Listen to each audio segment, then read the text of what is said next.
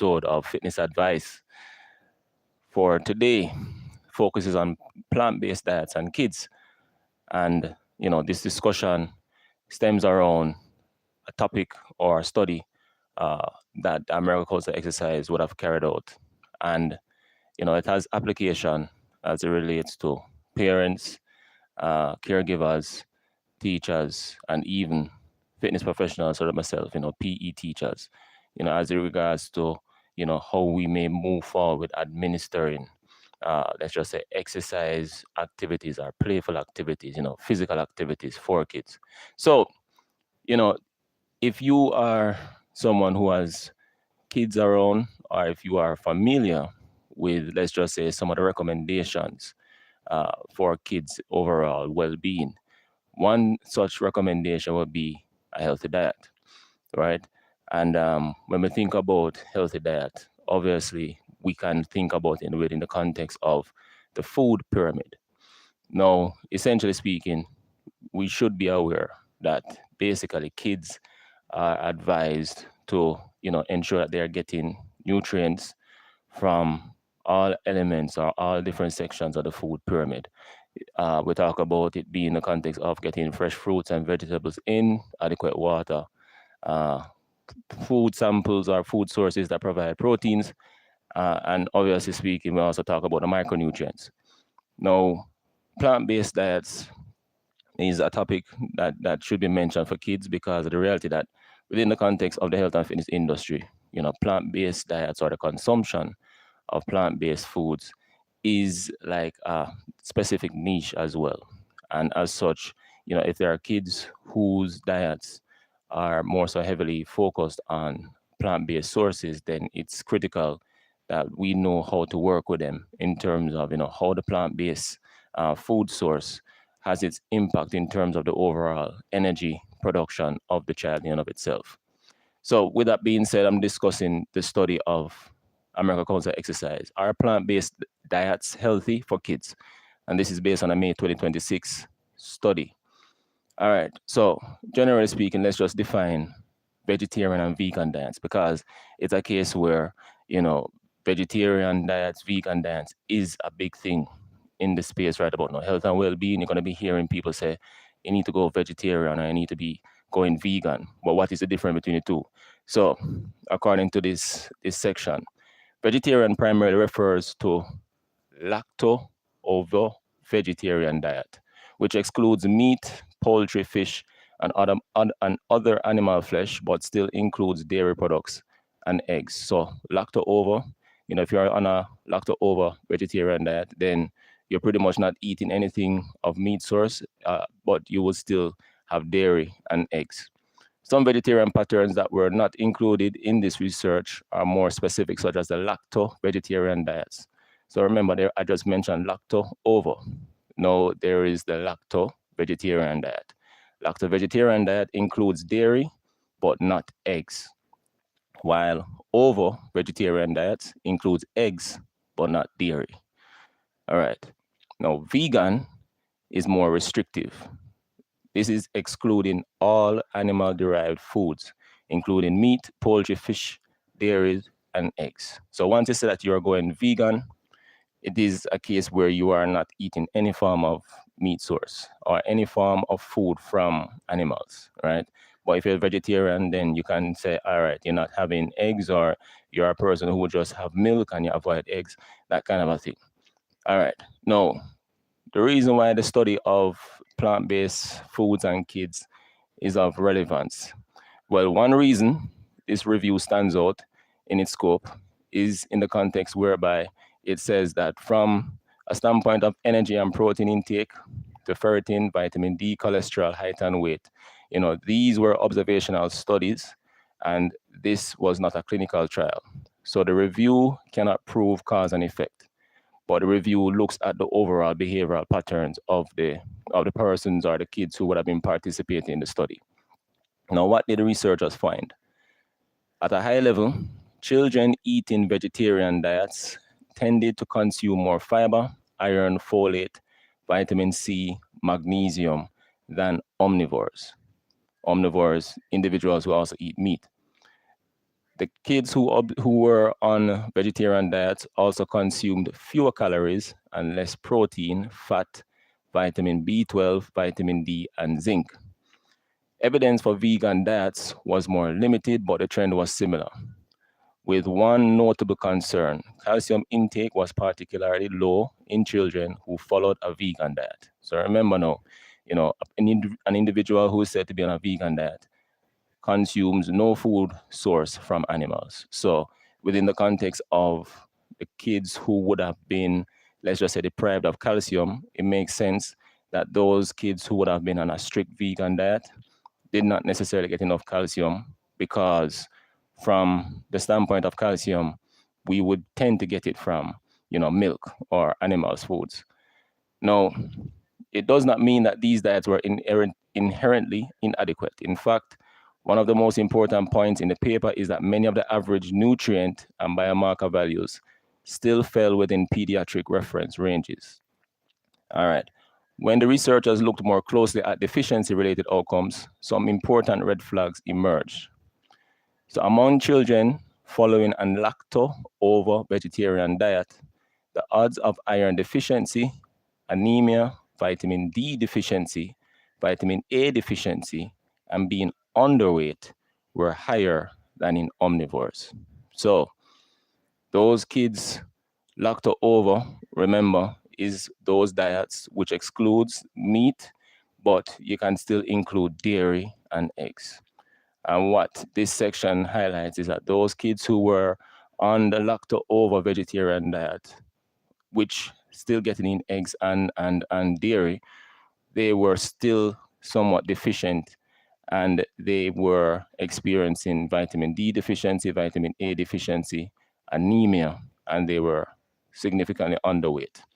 All right. It also highlights that children following a vegan diet were more limited, and two studies showed significantly higher odds of vitamin B12 deficiency. So already we can hear that those kids who would have been on vegan and lacto ovo vegetarian diet would have been, displaying those signs of deficiency, nutrient deficiency relative to omnivores. All right. Nutrients most likely to need attention. So if you're looking for the short list, the paper points to vitamin B12 or energy, very significant for energy production. So B12, iron, calcium, vitamin D, iodine, and zinc are the nutrients most likely to need attention. So those kids who would have been deficient, this is speaking to the nutrients that needed most attention through those diet deficiencies. Vitamin B12 stands out because it is not naturally available in unfortified plant foods. The authors state plainly that adequate vitamin B12 intake cannot be reached without supplementation or fortified foods. So those kids or those households who generally are, vegan households, are the vegetarian households that don't necessarily incorporate meat within the diet. What is very critical for them, as we can take away from this, is the consumption of fortified plant-based foods, essentially to give vitamin B12. If you're not getting in fortified plant-based foods, then you should expect some form of B12 deficiency. Notably, vitamin B12 didn't reach adequate levels without supplementation, as well as calcium, iodine, and zinc intakes were often on the lower end of recommended ranges. Vegan children in particular had especially low calcium intake. So essentially what you can take away from this is that kids who are vegan kids should more than likely be also supplemented with calcium. That's more than likely what this paper is highlighting. Iron is another important example of why diet quality is more than a nutrient spreadsheet. The review found that children adhering to a vegan and vegetarian diet often consumed more dietary iron than those following an omnivorous dietary pattern, yet they still had low ferritin, and in some cases, higher odds of iron deficiency and anemia. Now, this highlights that basically, even though it's a case that the kids who would have been on the vegan diets, the vegetarian diets, they were still iron deficient within the context of the specific group of iron that is relevant for them to be able to go through the metabolic process of energy production, to say the least. Right? So ferritin was not necessarily present. And in that respect, it is expected that those same kids would be not able to fully function at an optimum where it comes to their physical energy or their energy output overall. So for health and fitness or health and exercise professionals is a helpful reminder that high intake on paper does not always mean low risk in real life. All right. So another takeaway or another reminder is that generally speaking, even though it's a case that we're being advised to, say for example, eat more plant-based foods, we have to keep in mind that even if it's a case that we're getting iron in from the plant-based food, we have to anticipate that more than likely that source, if it is if it's a case that we're heavily dependent on it, may not more than likely be uh, a major provider of the heme group iron that our body needs to be able to produce energy. Now, this section, growth, body composition, and the leaner question. Children following a vegetarian diet tended to have lower height, weight, body mass index standards. Children following vegan diets also showed shorter stature and lower BMI, body mass index scores. So that's a good thing because generally speaking, if we're talking about obviously, reducing the incidence of obesity, then, in the context of vegan, vegetarian, it stands its ground. Kids who tend to be more so heavily involved in the consumption of vegan foods, vegetarian foods, display, lower BMI stats. So that is good there. That distinction is important in the kinds of conversations that we may have with parents. Leaner is not automatically better, especially in kids, but neither does slightly lower body weight or BMI mean a child is unhealthy. The paper also found lower odds of overweight among children adhering to a lacto-ovo vegetarian style of eating. Now, the authors note that some differences were present, and one of the things that we need to also look into were some of the meaningful upsides to the reality that kids who consume, vegetarian-based diets or vegan diets, they can basically have some other benefits as well, in addition to obviously the leaner stature. So the strongest positive finding was that children and adolescents following either vegetarian or vegan diets showed more favorable lipid profiles than those adhering to omnivorous diets, including lower total and LDL cholesterol. So this represents again what it is that we generally would hear, which is more plants in the diet, you have, much lower bad cholesterol, and you should experience much higher good cholesterol. So this is a general continuation of the findings there. The authors note that plant-based diets may offer additional health benefits for children, including improved cardiovascular risk profiles. However, this does not mean that every child should be put on a plant-based diet for cardiometabolic reasons. It does mean the conversation should be more balanced than it is often. These diets may confer some advantages, especially when they are thoughtfully planned. The problem is not the presence of plant foods. The problem is assuming that plant-based automatically means nutritionally complete. So, takeaway point is that generally we still have within the context of balance. Plant-based or just being in the mindset of eating plant-based foods does not automatically mean that it is complete, it is wholesome. There may be a case where there is still some form of deficiencies. And what I mentioned that in the context of the heme iron that is generally missing from heavily plant-based foods. So fortified plant-based foods would have to be that missing link to ensure that where those gaps are, those are being filled. And this is obviously where it comes to diet planning, the relevant professional, which more likely would be the dietitian, would be in the central pillar in helping to create those plans specific to the needs of the child or the needs of the family and obviously, what it is that the family can actually adhere to. This is just generally reflecting that reality. So it continues what the research means for you or for your work with clients as a health and fitness professional. So, as a health and fitness professional, your role is not to judge a family's dietary choice. It is to stay within scope, share general evidence based guidance, and when appropriate, encourage families to consult a qualified healthcare professional for individualized nutrition advice. This review supports a practical middle ground. You do not need to discourage vegetarian or vegan diets across the board, and you do not need to endorse them uncritically either. What you can do is help families understand that these diets require thoughtful planning. And I believe I just did that a while ago.